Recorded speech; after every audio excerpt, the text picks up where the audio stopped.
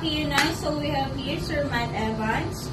Nag-avail siya para sa kanyang headlight, high beam, and para sa fog light, yung H11 niya. Yan. Ito yung para sa headlight ni Sir, na high beam, HB3. Ang napiling color ni Sir Matt Evans is 4,300 Kelvin, all weather. So, Yep. open na natin, sir.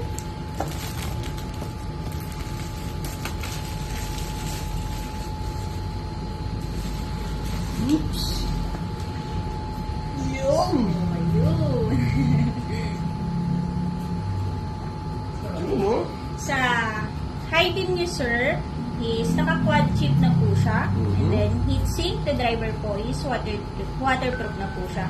Bali, 19,200 lumens po. Then, sa lifespan niya naman po is 5 to 6 years po. Sa warranty natin, sir, is 3 years and 6 months po. Then, ito naman, sir. Para sa inyong fog light po. Fog lamps.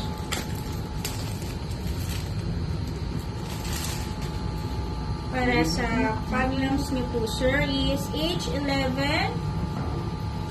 Ang napili color na, sir, is 3,000 Kelvin, golden yellow.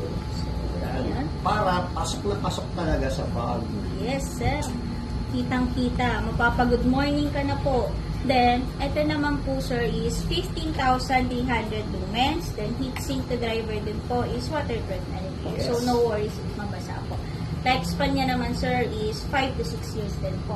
Then, sa warranty, 3 years and 6 months din po.